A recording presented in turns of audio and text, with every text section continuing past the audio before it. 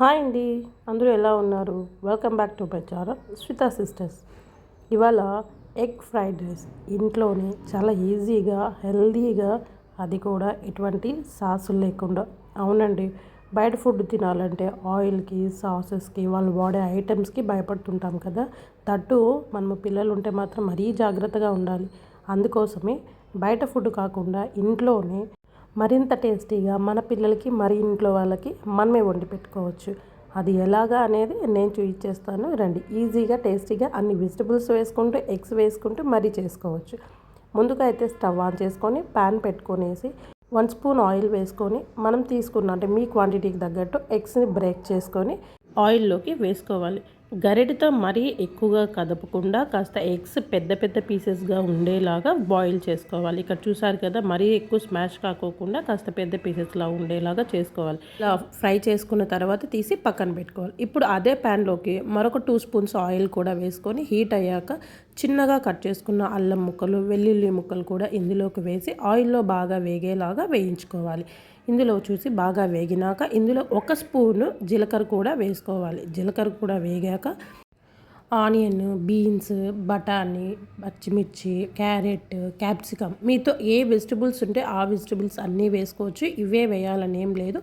నాతో ఉన్నవన్నీ మిక్స్ చేసి కట్ చేసుకొనేసి వేస్తున్నాను. మీ ఇంట్లో పిల్లలకు తగ్గట్టుగా మీ దగ్గర స్వీట్ కార్న్ కానీ పొటాటో కానీ మీ పిల్లలకు తగ్గట్టుగా ఏది ఇష్టమైతే ఆ వెజిటబుల్ వేసి వాళ్ళకు నచ్చేలాగా చేసుకోండి. ఇప్పుడు 2 రెమ్మల కరివేపాకు, అదేవిధంగా తగినంత సాల్ట్ కూడా వేసుకొని మొత్తం అంతా హై ఫ్లేమ్లోనే వేయించుకోవాలి.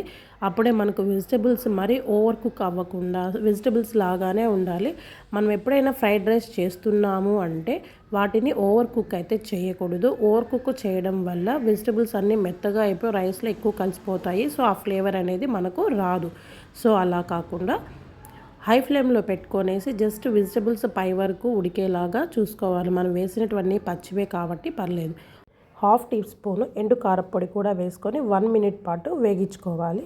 ఇక్కడ ఆల్రెడీ మీ దగ్గర ఆఫ్టర్నూన్ కానీ నైట్ కానీ మిగిలిపోయిన రైస్ అయినా వేసుకోవచ్చు, లేదా అప్పటికప్పటికి మీరు కుక్ చేసుకున్న రైస్ని చల్లార్చుకొనైనా వేసుకోవచ్చు. రైస్ వేసుకున్న తర్వాత 1/2 టీ స్పూన్ మిరియాల పొడి కూడా వేసుకొనేసి గరిటెతో కింది నుంచి పై వరకు కలపాలి. మధ్యలో కలపకండి, రైస్ అయితే బ్రేక్ అవ్వకూడదు. సో ఇలా అంతా ఒకసారి మిక్స్ చేసుకున్న తర్వాత ఇందాక మనము ఎగ్స్ని వేయించుకొని పక్కన పెట్టుకున్నాం కదా, సో వాటిని కూడా వేసుకొనేసి ఒక్కసారి బాగా కిందికి పైకి బాగా కలిసేలాగా ఒకసారి కలుపుకోవాలి. ఇక్కడ ఒకసారి సాల్ట్ అయితే చెక్ చేసుకోండి. ఇన్ కేసు సాల్ట్ అవసరమైతే యాడ్ చేసుకోండి. అండ్ మీరు సర్వ్ చేసేటప్పుడు మీ దగ్గర కొత్తిమీర ఉంటే గార్నిష్ చేసి సర్వ్ చేసుకోండి.